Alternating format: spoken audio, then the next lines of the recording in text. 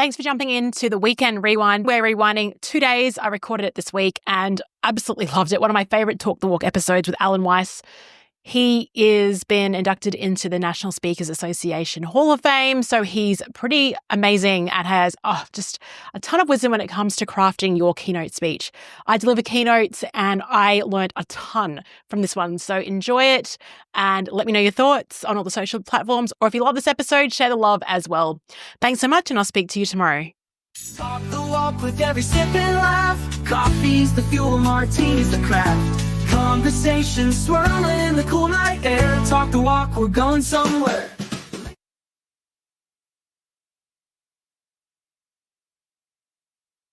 Good morning, Alan. Good evening, everyone. Welcome back to another episode of Talk the Walk at number 17. Can you believe it? Yeah, so we have a record crowd today. We're getting bigger and bigger. Yeah, that's really exciting. I think it's because the topic is so juicy. Now, Alan, before we jump in, I'm always keen to know how your week was. And I know you celebrated your birthday earlier this week. How was that? Yes, well, my birthday was great. My wife took me out for a great steak and a great bottle of wine. And I got, because I put it in Monday Morning Memo, I got hundreds of, best wishes from all over the world, which was very gratifying. So it's nice. There's a difference between age and aging. Yeah. So my age is higher, but I'm not aging. Look at me. I'm full of life. You're 79. I can't believe it. I can. I mean, the thing is, in all seriousness, the thing about age is perspective. And so people are screaming right now, this is not a political statement. Oh, it's a crisis, Trump is here, or it's a crisis, eggs are so high, or it's a crisis this. I lived through the Cuban Missile Crisis. That was a crisis because both Khrushchev and the Kennedys were close to the red button. Khrushchev was crazy, and the Kennedys were way over their heads. And we had a lot of luck not to be annihilated then. So I know what a crisis is, and it's not because somebody's in the White House.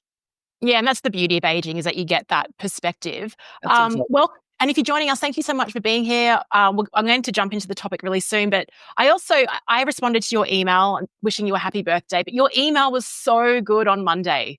It was just sharing like everything you've done, like the journey you've been on. Can you just quickly maybe highlight one or two key points from that? Because I think it was one of your best Monday memos. I said I'm the epitome of the American dream, and that is, we had no money. My parents used to argue over how to pay $45 rent for our apartment.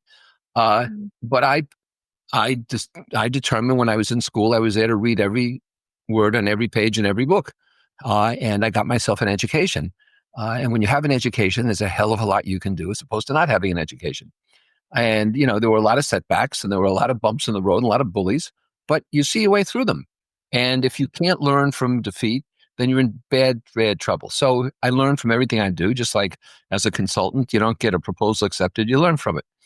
So for those of you here today, Monday Morning Memo is completely free. It comes out, guess what? Every Monday morning. I've been doing it for 10 years or more, and you can sign up on my site. Yeah, lovely. Thank you. And if you are here joining us live, let us know where you're dialing in from, where you're jumping in from, and any questions and comments. We love hearing from you and responding to you as well. Now, I'm in Brisbane, Australia. Right now, we are on cyclone watch. Oh, Cyclone. Yeah. So, yeah, sorry. I didn't actually even tell you that beforehand. I wanted your reaction. In real time, we have a Category 2 system building up off the coast. It's been building up for days. I've heard this morning it's actually slowed down now and is intensifying even more. So our coast, we're basically everything's shut down today. Schools are shut. But if you look outside the window, it's quite pleasant. It's the calm before the storm. is a cyclone our equivalent of a hurricane? Yeah. Okay. I think so. Yeah, pretty sure. Yeah, no, that's right. Yeah. And so I had to reschedule my luxury camp out, which is happening on Monday. That's had to move over to June. I've got a question for you, and I might just throw this and if you want to take it, but is there an analogy with this cyclone building up off the coast? It's going slower, it's intensifying, and then it's going to hit the coast. Is there something that we can weave into a leadership content lesson around that, linking that metaphor in? Sure. When you see something building up, just because it's not upon you doesn't mean you shouldn't be doing anything. Sitting around hoping that it goes away and saying it's in God's hands isn't helpful. And so when you see, for example, your competition developing a certain kind of technology, or you see government regulation turning in a certain direction, don't sit around hoping it doesn't affect you. Make plans, make contingency plans about it. The Israelis saw a lot of strange movements across from their settlement, and they didn't investigate much, and that was resulted in that October massacre. So, Yeah. Marshall McLuhan, the Canadian, said the price of eternal vigilance is indifference. So, you have to vary your routines. You have to look at things in different ways, and ask yourself, okay, well, let's hope it doesn't happen. We hope for the best, but prepare for the worst. Yeah, that's the catch cry. That's what we've been hearing, and be prepared, not scared. So, really well done there. That was such a great example. I didn't ask you to pre-bake that. I just threw that to you. No rehearsals here. Hello, Sarah. Everything is live. G'day, Yeah. Sarah. Sarah's joining us from Atlanta, Georgia. I met Sarah in Vegas end of last year. Dee Dee, freezing, rainy California. Great to have you here, Dee Dee. Jennifer is joining us from Ontario, Canada. Lovely to have you here. Dragika from Windsor, Ontario. Oh, wow. Ontario is representing today. And we have California as well. Great to have you here, Natalie. Continue to let us know what questions and comments that you have. So today we're jumping in. I thought we were out of time. I know, getting so excited around life. I think what you just demonstrated there was a really great example around using a metaphor to explain a concept. And today we're talking about how to craft a killer keynote speech. Now, Alan, you are in the Hall of Fame for the National Speakers Association. I'm sure you got a lot on this topic. I'm just curious to find out, first of all, what is the role of a keynote speaker? Okay. I demanded a recount, by the way, but they still let me into the Hall of Fame. I don't know how that happened. First of all, let's define a keynote. A keynote is the opening general session. If somebody says, I'm doing the closing keynote, that's an oxymoron. A keynote sounds the key note for the rest of the convention. So you might be doing a plenary session, which is everyone, as opposed to a concurrent session, but the keynote starts it off. The role of a keynote speaker, therefore, is to set the stage. Here is what you're going to be experiencing, and they add their own intellectual capital to it. So that's what a keynote is. They're generally between 45 and 90 minutes. If you're doing more than 90 minutes, you're doing a workshop or a seminar or something. Yeah. If you're doing less than 45 minutes, you're probably doing, some kind of introduction or brief address. That's basically what a keynote is. Is that what you're asking me? Yeah, that's right. Yeah. Okay. So it's setting the stage, setting the theme, and setting the context for what's about to come. That's right. Yeah. Keynote speeches have a certain formula to them. There are three kinds of speakers. There is a speaker-centered speaker, and that means this is the speaker who wants to tell his or her favorite joke or favorite story, and they're up there getting their pleasure, and I often think they should have a big mirror so they can just look at themselves. Then there's the audience-centered speaker. The audience-centered speaker wants a standing ovation, wants all 10s on the smile sheets, and wants that kind of feedback because they need love and they don't have a dog. Now, the most important kind of speaker is the buyer-centered speaker. And I said this in some of our promo on LinkedIn. You have to be oriented to what the buyer's needs are. So you have to ask your buyer, what do you want to see happen as a result of the keynote? And if the buyer might say something ridiculous, I want to see everybody change their attitude about this and change these skills. Well, you can't do that in an hour. You could do that in coaching or consulting. But if the buyer says to you, that was exactly what I wanted, you're going to get more business from that buyer and from referrals. So be a buyer-centered speaker in your keynote. So BAS, those are the three: the buyer, the audience, and the speaker-centric speaker. Let us know in chat, which one are you? Are you a buyer? I don't think anyone's going to admit to being a speaker one. I'd probably admit to being an audience one, to be honest. I'm there to delight the people in that crowd. That's just the way I am. And so I probably need some rewiring here. Got a question for you on the buyer-centric speaker. When you're talking to the buyer and they're like, we want everyone to change their opinion about this, do you actually tell them that's impossible to do in 45 minutes, or do you take that challenge on? Yes, I tell them it's impossible because I want to work again. And so somebody will tell me, listen, we're going to be doing a series of layoffs, and we want you to speak to these people and keep their morale up. I'm going to say, well, if I could do that, I'd charge you $3 million, but I wouldn't do that because I can't do that. So why don't we talk about the fact that you don't have a series of rolling layoffs? If you want to lay people off, you do it in one go. And you tell them it's over and you explain how that happens. Maybe instead of speaking, I should be advising you on this. So there are times when people want something ridiculous. And if you accept this to get the money, you're not going to work there again, or maybe any place else that buyer knows. So It's important to keep this in this kind of context. When you read, you become aware. So I write books and I make people aware. When you speak, whether it's a keynote or a workshop or something, you can transfer skills. But if you want the skills applied on the job, you have to coach and consult. Yes. So, Yeah. nobody ever learned to ski by reading a book or by sitting in a classroom. You learn to ski by going up to the top of the mountain with an instructor and watching how you bend your knees and keep the upside blade of the ski, against the snow and so forth. Yeah, yeah. So setting that right expectation as well. So in a second, I'm going to ask you around what the foundations are of a killer keynote, but I just wanted to acknowledge a couple more people. So Leon, welcome, pre-cyclone Gold Coast. Yeah, Gold Coast is getting a lot of attention with this cyclone in terms of the modelling. Natalie admits as well that she is an audience speaker. So we might even talk about how do we move from being audience-centric to bias-centric. Maybe it has something to do with a bit of self-worth. I mean, I have 2 dogs already, so I'm not lacking there. What forms the foundation of a good keynote? Well, I'll tell you what my rule is, and you can take it from there and decide. 60% of my keynotes are the same. There's a shockaroo. 60% are the same because I always talk about agency or empowerment. I talk about innovation. I talk about environments for growth and so forth and so on. And I always deliver those because they're processes anyone can use. So that's about 60%. 30% is directed at that particular audience. And so if it's a pharmaceutical audience, I think about pharmaceutical examples. If it's a hospitality, I think about that. And then 10% is ad lib. And I tend to walk around without a name tag when I get there. And I hear things because people assume I work for the company. They just don't know me. And so I'll build on that. I gave a keynote for Toyota in Arizona, and it was maybe 150 degrees, and the air conditioner wasn't working well, and people were bitching and moaning about why they were in Arizona in August, right? And so I'm introduced. I said, listen, before I start, let me tell you that I know why you're here in this kind of heat. And so the place is absolutely quiet. I said the surface of the sun was booked, and that's the ad lib part.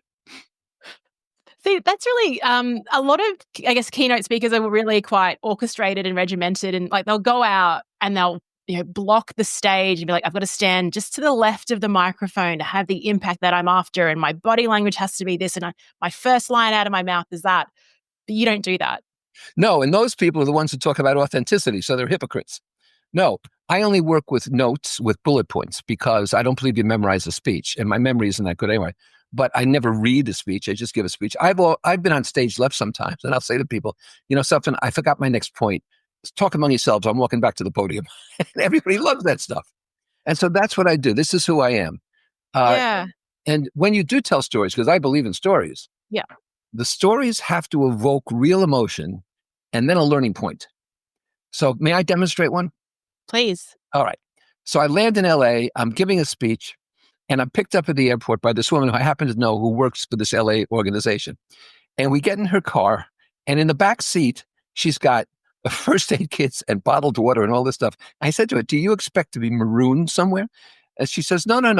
Just as an emergency, So we're traveling along, and there's a right lane, a center lane, and a left lane. And this is LA. So the center lane is creeping along at around 35 miles an hour. This is a highway. I look to my left, and the cars are buzzing past us. And I said to her, why don't you pull to the left? And she said, I can't. It's the high occupancy vehicle lane. I said, how many people do you need for high occupancy? She said, 2. I said, which of us isn't here? And then I say to the audience, how many times are you so invested in something that you don't realize the circumstances have changed? Opportunity is waiting for you. See?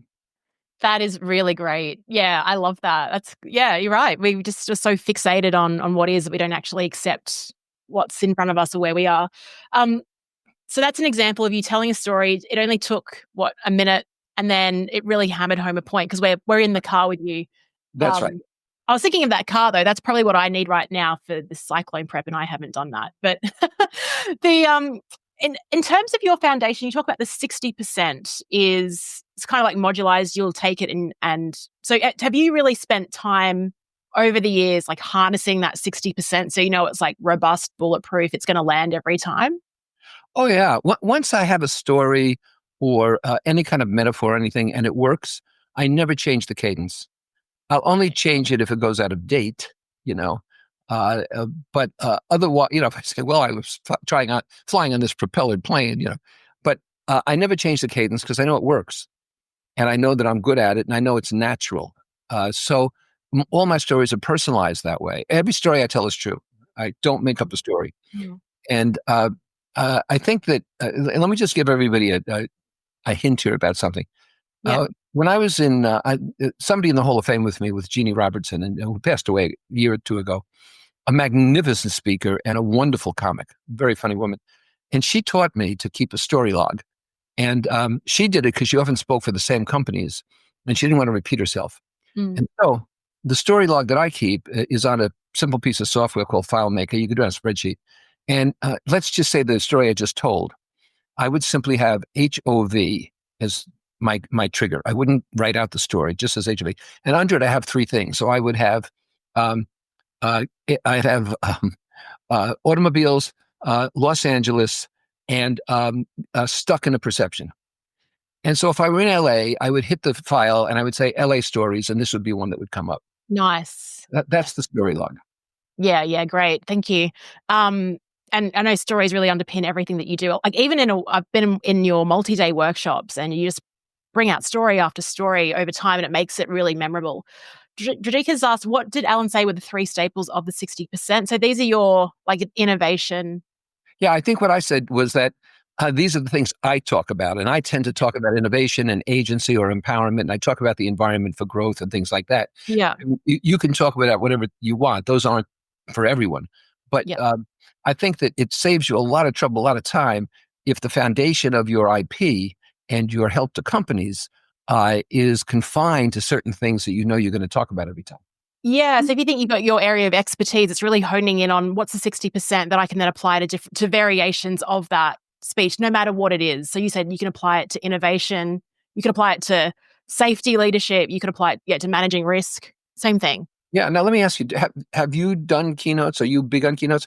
And how did you gravitate toward them? And what did you learn when you were doing that? I like them because maybe I like the performance element of them. I'm trying to actually model myself off what you do in terms of using stories to really demonstrate points. I gravitated towards them. I think it's more of a challenge, actually. I actually think workshops are easier because you can get contribution from a group, whereas a keynote is a monologue. It is you want to get a reaction from the audience, and in my perspective, in terms of trying to get that energy. So for me, I've really had to work on storytelling, humor. I was going to ask you a bit about humor, it's kind of over-engineering it versus being real and in the moment. Sometimes, but I really enjoy it. I think sometimes where I've struggled is I want to bring in some interaction because I just don't like having people sit there passively for 45 minutes. It feels wrong to me. What do you tell me about that? Well, I'll tell you three things. The first is this. Yeah. There's nothing wrong with giving the audience a quick exercise. Take 2 minutes and tell me, what have you encountered in terms of alleviating stress? Take 2 minutes. Talk to your neighbor. Okay, so that's one thing. A second thing is you can take Q&A whenever you like, just because it's a keynote. I mean, you say, look, any questions? And so that creates the interaction. The third thing is a do not, and that is in keynotes, do not use visuals. They take the focus off of you, and suddenly there's technology, and don't use that. Don't use automatic polling. Don't use all this kind of stuff. Focus on your rapport with the audience, and that's how you will be successful. In a longer show, as you were saying, in a workshop or something, use anything you want. But for a keynote, keep the focus on you and your expertise, because again, you want to please a buyer. Okay, yeah, so no slides at all. You wouldn't even use your flip chart. You just are up there. Yeah, and sometimes sometimes I'll portray something. For example, I have a famous story where I walk 35 feet away from the customs guy, the immigration guy, and I actually walk across the stage, and then I look back as though the other guy's still there. So you can do that. Yeah. Hey, Drajika, I've got to tell you, it's 60% standard, 30% oriented toward the client, and 10% ad lib. But maybe this is yours, and I respect that. But I just want to clarify that's perfect. 30% targeting the audience, right? Yeah. Yeah. Excellent. Cool. Thanks, Alan. That was really interesting about the visuals because a lot of keynote speakers, as in my peers, spend a lot of time like finding the perfect visual and video. Okay. So that's cool. I'm going to think about that.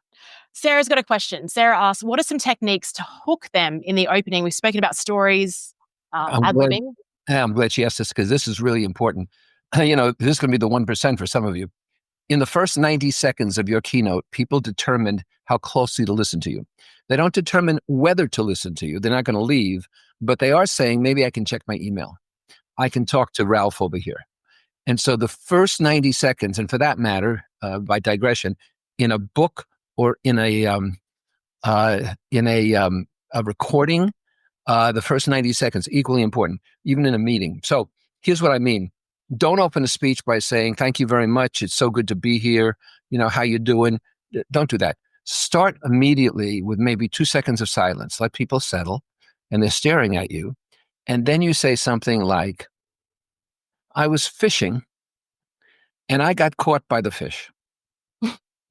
Now you're going to have everybody's attention and you tell your story and then you make your transition and you have them. But that first 90 seconds is when they'll decide how closely to listen. That's a cool opening line. You've really got to really craft that, right? Like that has to be like a bang on line. The other thing, I'm just curious, you talk about the 90 seconds and what you say, but are they also judging like how you're walking onto stage, what you're wearing, what you look like? I'm sure that factors in. No, that's what people want you to believe. Speaking experts, coaches want you to believe, you dress for success, so you don't do this, you don't do that. I would say this. What they're going to most be impressed by is the value you provide for them that enables them to pragmatically improve what they do. That's the value. Now, There are some things you want to observe here. For example, there's a big discussion about whether Zelensky should have worn a suit to the meeting in the Oval Office or not. But I will tell you this. I was coaching a woman. She sent me a video of her speaking.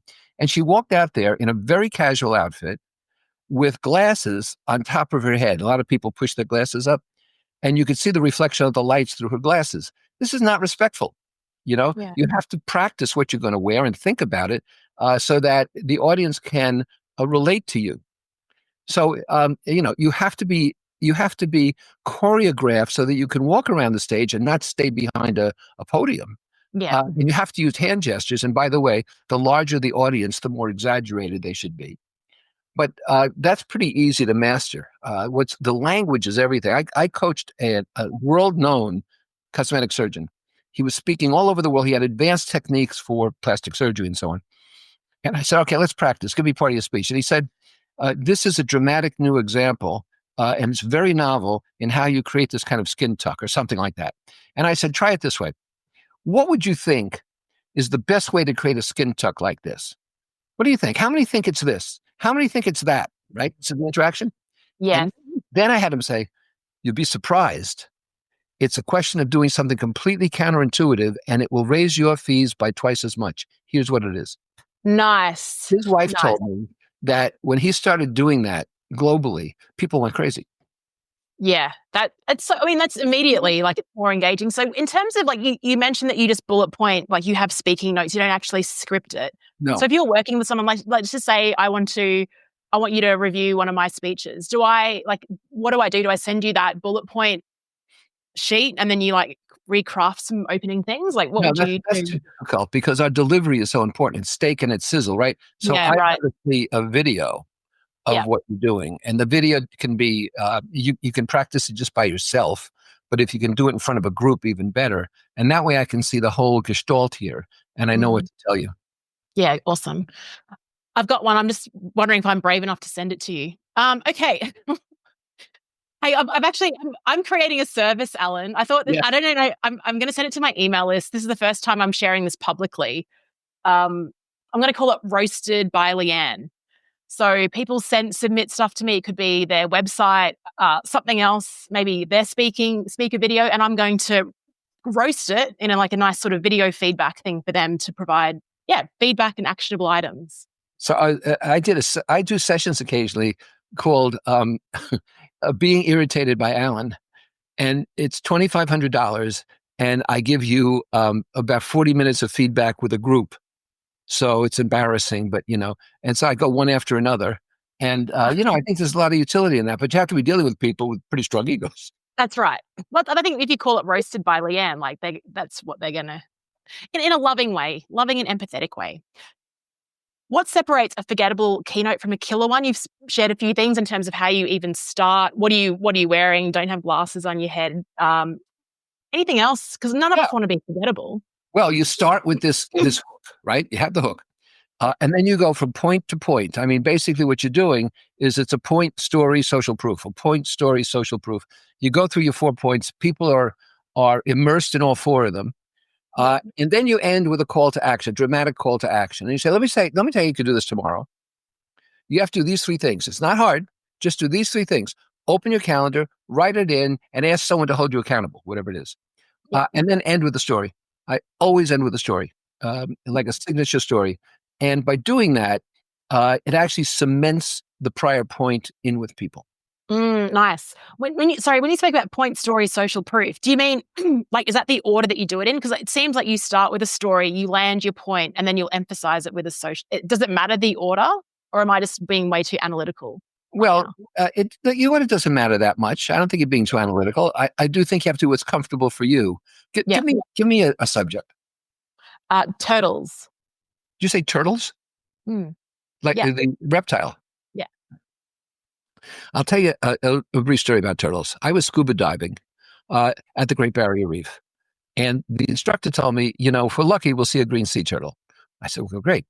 And we went down, and about 30 minutes later, there was a green sea turtle. And I decided I would follow it, and I would touch its flipper. And before I knew it, my foot was being pulled backwards. And it was the instructor pointing to our oxygen amount and going like this. And he said, what the hell were you thinking? And I said, I was almost with him. He said, with him, you could never catch a green turtle, and you were running out of oxygen. What the hell's wrong with you? Get on the beach. And so you can't let a momentary fixation overcome your common sense and the technology that's telling you you're in trouble. Now, nice. we didn't rehearse that. No.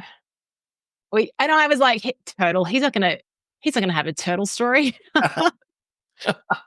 We got to do, this is the thing. I mean, this probably leads into what we were talking about at the beginning in terms of you living this, a really great life, an interesting life, is that that is fuel for stories. Like if you hadn't been at the Great Barrier Reef, traveling to, across the world, where would you have pulled that from? So, well, I've scuba dived all over too. So, I mean, if we were in the Cayman Islands right now, I'd say I'm Caymans, right? Okay.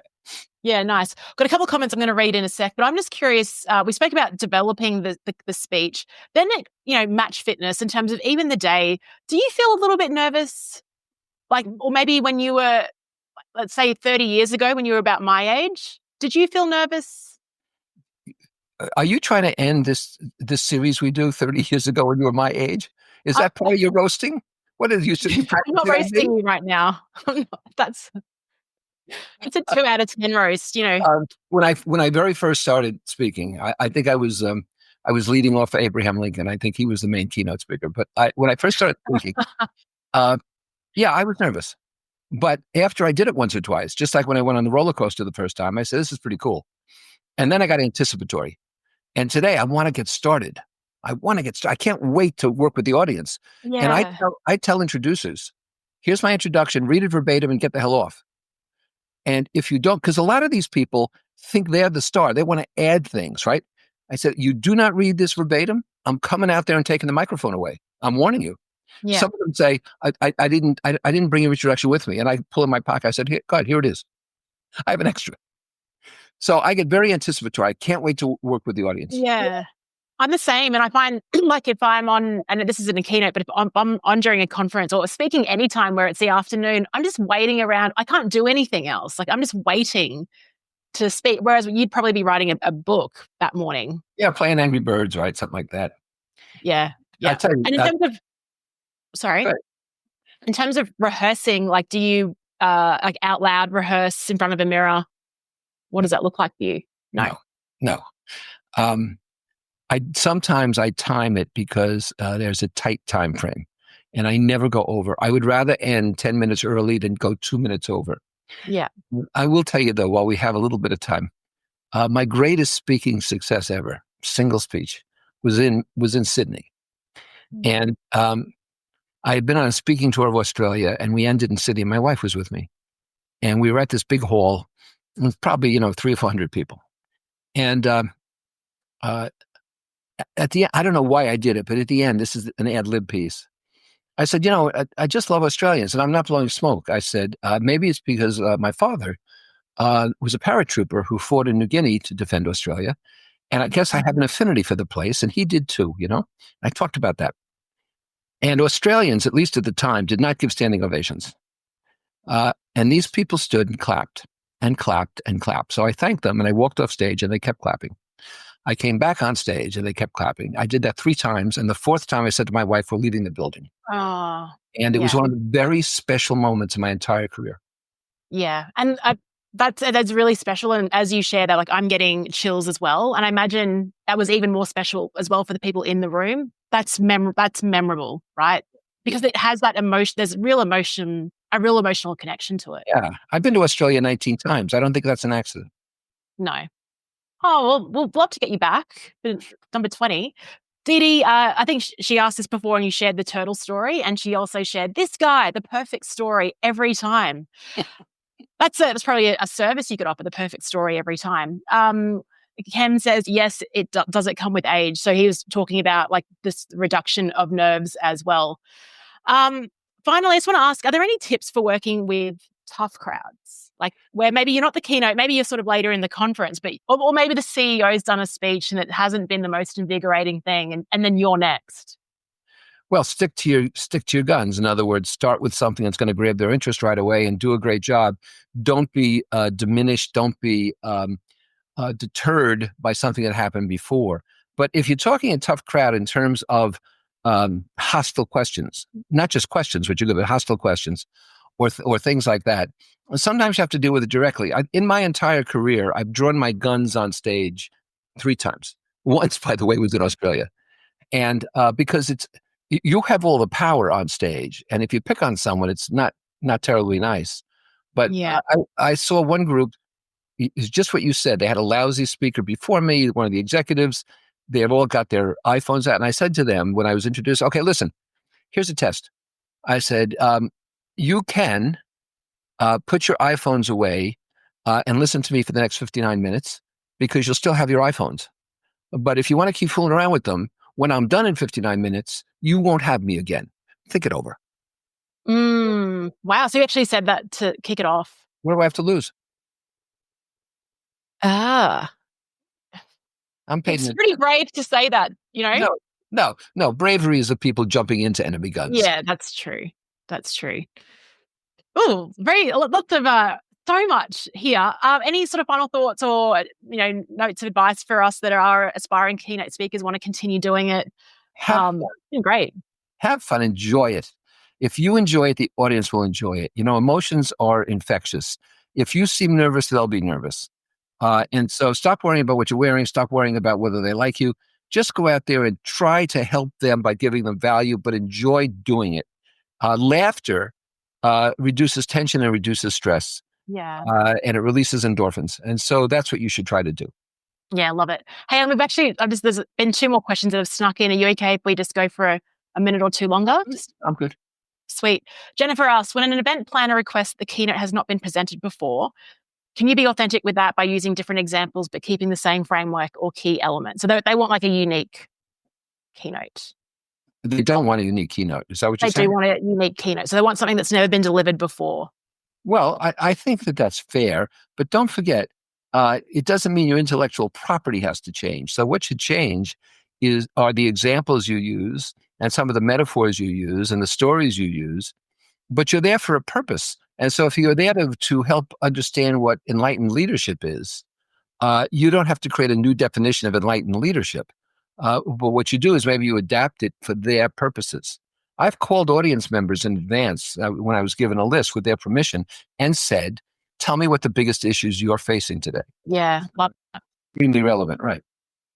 Yeah, I did the same thing with my group. Not call them, but we'll do like sort of a virtual check-in survey thing beforehand. Diana, these tips are great for in person. Do you do events on screen? And if so, what is your advice for a virtual presentation? I do a 90-minute presentation every month, at least one, because I have a Zoom series. It's on my site. And my advice for a virtual presentation is still, don't use screen sharing unless you absolutely have to present one thing and then get it off. I suggest that you use a gallery view so that you could see as many people as you can, even if they're on different screens. And I suggest that there's nothing wrong with doing the Q&A that I talked about. I wouldn't use, crazy stuff like Zoom's separate rooms and things. You're getting into a workshop then. You still have to show a lot of energy because it's 2-dimensional, not 3-dimensional. So you can see what Leanne and I are doing here. There's a lot of energy here, and that's what you have to put across.